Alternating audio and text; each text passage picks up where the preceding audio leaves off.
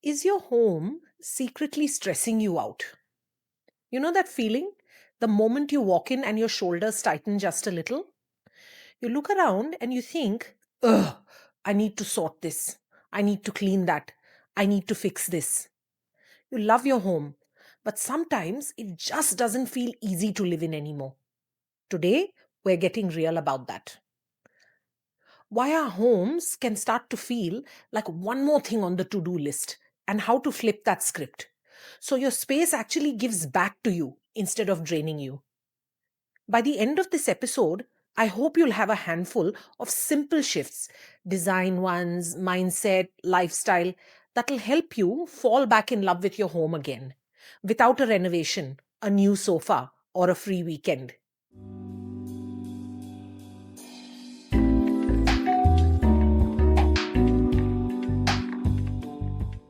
Hi, I'm Petrina, and this is Pretty Deep, the podcast where we talk about all the deep stuff like purpose and faith, creativity, identity, plus all the fun stuff like style, home, self expression.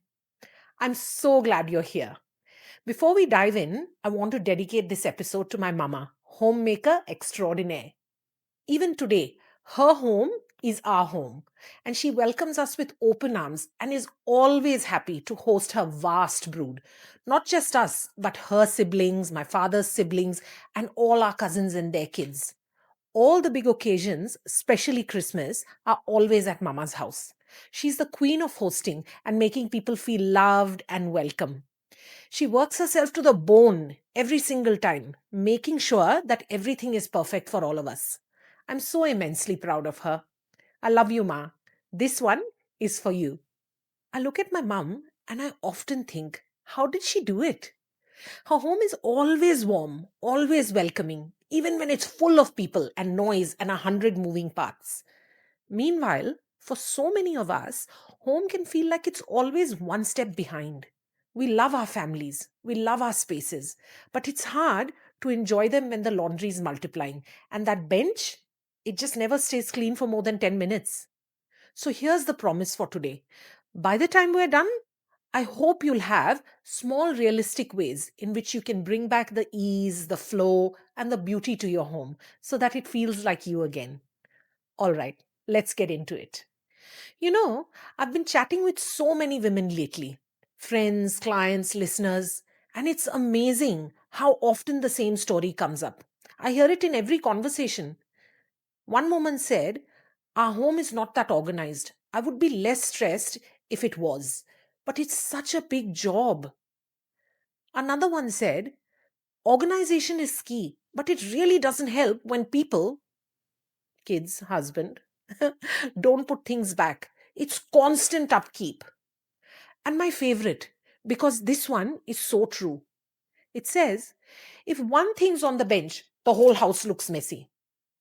You can almost hear the fatigue in those words, right? That sense that you tidy one corner and another one explodes. The house is never fully tidy. It's like chasing calm with a feather duster. And it's not just about mess, it's about the mental load. The constant remembering, the noticing, the managing. You are the one keeping track of what's running low, what's broken, what's due, what's missing. And most of the time, no one else sees it. So you push through. But underneath, there's guilt. That whisper, I should be better at this. Then comes the resentment that others don't pitch in.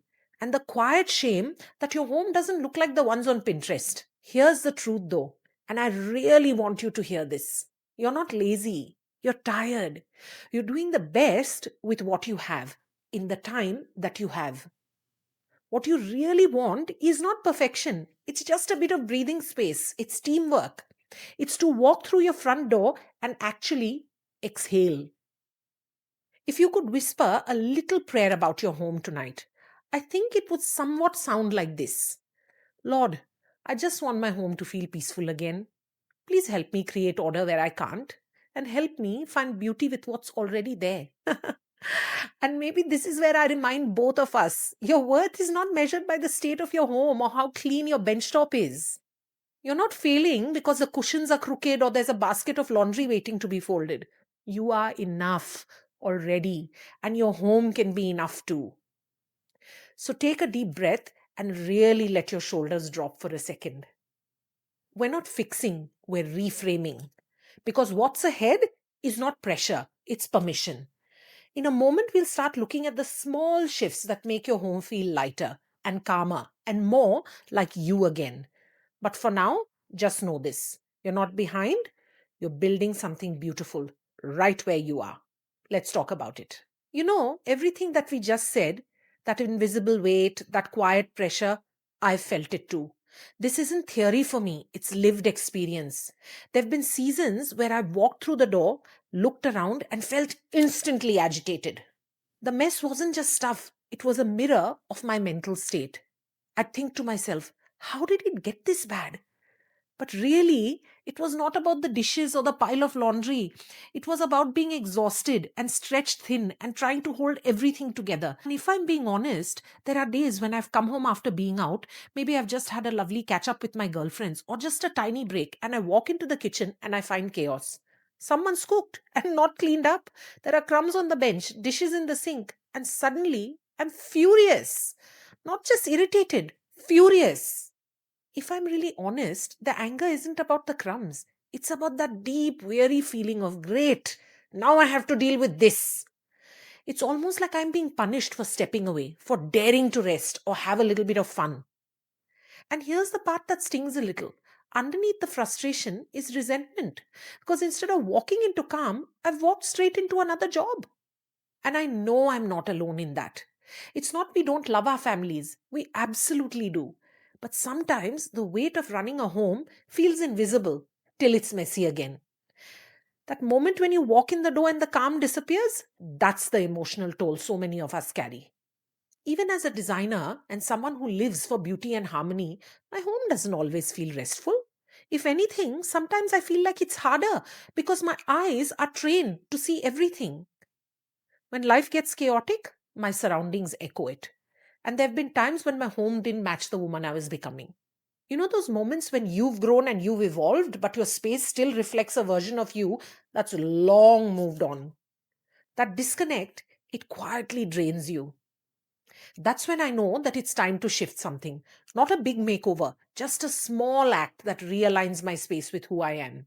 Sometimes that means cleaning one small surface so my brain can relax again, or moving a chair, turning on music, and instantly feeling the atmosphere shift. Then there are the creative moments, like in our first home, where I sewed my own curtains from dress fabric, no less, because nothing in the shops felt right to me at the time. Or the other time when I turned an antique table and a salvaged piece of marble into a bathroom vanity because I was fixated on having a piece of furniture in my bathroom. Or the time when we were newly married and had very little money. And I framed pages from a calendar because I couldn't afford the real art, but I really still wanted my walls to reflect what I loved. Those little projects were not just about design, they were about identity, about me saying, this is who I am, and this is my home.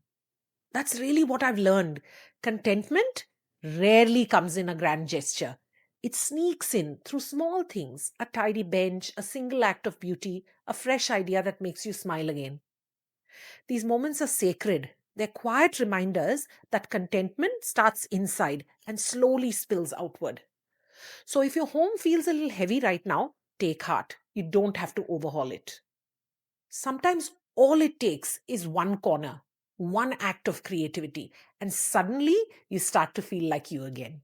When I started paying attention to why my home sometimes feels heavy, I realized it was not just one thing. It wasn't the cluttered bench, the messy bedroom, the endless piles of laundry. It was all of it, layered on top of each other. And underneath it all, there was something deeper.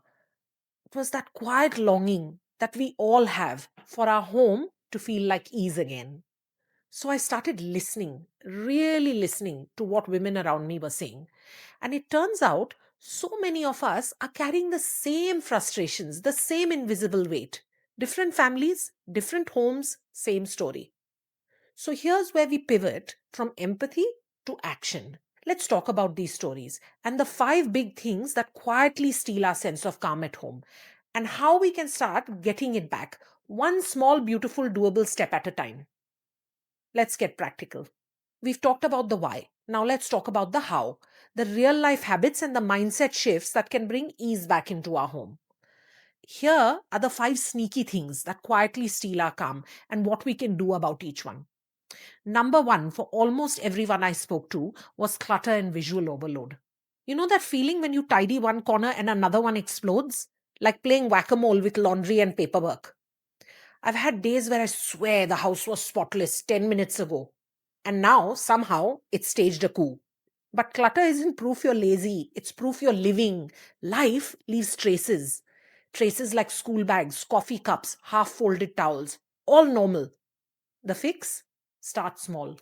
One surface, one drawer, just one. And when that one spot is clear, maybe your kitchen bench or bedside table, your brain relaxes. It's like hitting refresh on your mood. And lately, I've added a tiny ritual. When I walk through the door, I pause and I say out loud, "This is not punishment, this is my place. A little mess means life's happening here." It sounds silly, but it stops that reflex to dive straight into cleaning mode fury when I walk in. It's not about a spotless home, it's about one pocket of calm that reminds you that balance is possible. Then there's maintenance and decision fatigue. We already talked about the mental load, the constant remembering. You're the one that notices the light bulb that's gone. You're the one that knows that the bin's full. And you are the one that knows uniforms need washing. No one else even sees it till you point it out. But by then, you're already exhausted. The fix? Let design carry some of that load. If something annoys you constantly, like a pile, for example, that never stays tidy, that's not being disorganized. That's just a broken system. Create a system. Add a basket by the door. Create a drop zone for people's stuff. Do a quick Sunday reset. Just 1 hour on the weekend to set the week up right. And please choose finishes and materials that forgive you. Wipeable surfaces, fabrics that hide spills, darker bench tops. Low maintenance design equals high sanity. Because honestly, nobody needs a countertop that judges them. So when your home doesn't feel like you anymore, there comes a point, especially in our 40s when this happens, you realize your home is still telling the story of who you were, not who you are now. For so long, everything was about being practical, wipeable, durable, childproof. But now that the kids are older, there's this beautiful window of time where you can decorate for you again with freedom and with all the flair that you have in your personality. It's not about throwing everything out, it's about reclaiming little pieces of yourself throughout your space. Swap out a rug, add a bold cushion, hang the art you love. Move one thing and notice how the energy shifts. Every time I do this, I feel the spark again. Like, oh, hey, here I am. Your home can evolve with you. In fact, it should. Because when your space reflects who you're becoming, not who you were, it quietly cheers you on. Then, of course, there's hosting anxiety and that myth of the perfect home. Let's talk about the pressure to have a perfect home before people come over. I've totally been there. Running around like a maniac 10 minutes before guests arrive, hiding piles of stuff in cupboards, and praying that nobody opens the door. But here's the honest truth. Sometimes I can be so inhospitable, not because I don't love my friends, but because I get in my head. I start imagining that they'll notice the crumbs, the dirty dishes, the laundry basket, even though I know they wouldn't care. Then I do the ridiculous thing and I don't invite them at all. I hate that because I miss my friends. I love the connection. But instead of laughter and warmth, I end up alone with my shame about not having it all together. What a waste. People don't come to inspect your skirting boards, they come for you. Hospitality is not about perfection, it's about presence. And listen, I'm preaching to myself here. A lot of it comes from wanting to keep up appearances. Yeah, that sneaky voice that says, "What will they think?" But maybe it's time to show ourselves some compassion, to see where that pressure really comes from, and to actually set ourselves free. These days, when that urge hits, I reframe it quickly. Hey, this is a home, not a showroom. People love me, not my skirting boards. Connection is so worth the crumbs. And real friendship, it can sit happily besides a little chaos. I even have a ready in 10 routine now. I open a window, turn on some music, stack the dishwasher, light something that smells nice, and put out whatever snacks I can find, even if that's just potato chips and olives. It's 5 minutes to warmth, not perfection. It's 5 minutes to warmth, not perfection. Because nobody remembers if the floors were vacuumed. They do remember how they felt in your home. And finally, let's talk about the guilt of unfinished spaces and the emotional weight that comes with that. The spare room that's still in chaos, the half painted wall, the project that's been mocking you for months. Every time you see it, you think, oh, I really need to finish that. And you know what? It chips away at your calm and your peace. But here's the truth: unfinished doesn't mean failure, it just means in progress. My mom used to do this beautiful thing when she was mid project. Even if something was not done yet, she'd tidy up and make it look lovely anyway. You'd never know that it was half finished. It still felt cared for. But when it was fully complete, it looked even better. I love that. It's such a gentle reminder that beauty doesn't wait for perfection. So if there's something unfinished right now, do one small thing to move it forward. Hang that frame, organize the drawer, do 1 hour of progress work, and you'll be amazed at how much lighter you feel. Because the truth is, you don't need a perfect home. You just need one that fits the life that God has given you right now. So, as a bonus, here are my 10 tiny shifts for a calmer home. They are my go to fixes, the ones that don't take much time but still make a world of difference. So, first things first, create reset routines. Don't do cleaning marathons. Here's an example. In my family, we do a 10-minute reset after meals. We rinse dishes, we stack the dishwasher, we wipe the counters, done. It keeps things in the kitchen looking lived in tidy. Not perfect, lived in tidy. Give your week a rhythm, not a roster.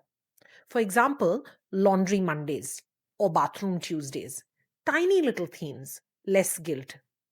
It keeps things from adding up and overwhelming you. And it also means you're not trying to do everything at one time. The other thing I do is I automate shopping.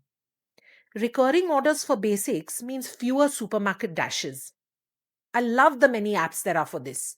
I sometimes use one that lets me order and have my groceries delivered to my door. Then, of course, there's decluttering in micro moments. You know, the 3 minute burst while your kettle boils? It all adds up fast. And it's amazing how much you can get done in a few minutes. Another thing we've done in my family is adopt a meal system. We've got a list of dinners labeled by effort: 15-minute, 30-minute, weekend. This master list has everybody's favorites on it. On the weekend, we pick a few, and then we ensure that we grab the grocery items we need for the rest of the week. We're all set then. Another thing that's worked really well for us is simplifying cleaning supplies. I keep one cleaning liquid, one cloth, one brush in every zone in the house. In fact, all my kids have a little tote basket in their rooms with these things in them. I found that organized plus less clutter equals less mental load. I also try to create zones of calm in the house. For example, your bedside, or the entryway, or your favorite reading chair. Just make that one space serene all the time. That way, you've got somewhere to retreat to when things go mad. And of course, share the load in your home clearly. If you have visible tasks, it beats silent resentment every single time. In our family, the kids must clean their own room. They've got to do their own laundry, plus, they all have tasks that they do for the home. Then don't try to fight your energy levels. Match your chores to your energy. Do the heavy stuff when you're fresh in the morning and keep light tasks for when you're tired and fading at night. And last and most important, and therefore not the least, let good enough be the goal. If it feels settled enough for you to rest in, it's perfect for now. And here is my favorite family rhythm. When my kids were still in high chairs, we started eating dinner together. No TV, no phones, just us. Believe me, it's rarely perfect. Someone's always grumpy, and someone is usually interrupting someone mid story. And the dog? He is always circling for scraps in the ever living hope that someone will throw him one or maybe drop one. But those meals, they are sacred. They are the heartbeat of our home, the anchor that keeps us connected through every season. And the more I think about it, the more I realize this longing we all have for order and beauty and calm, it's not random. It's wired into us. Because the one who made us, he loves those things too. All right, you've made it this far with me. I love that. Now come a little deeper with me.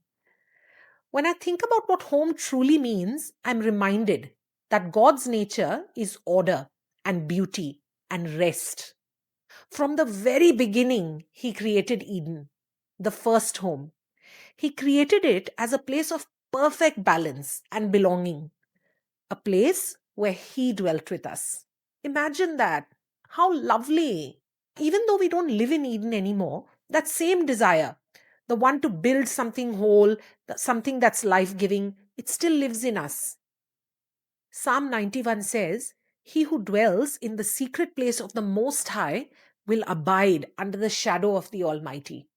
To me, that's the ultimate picture of home. Not four walls, refuge.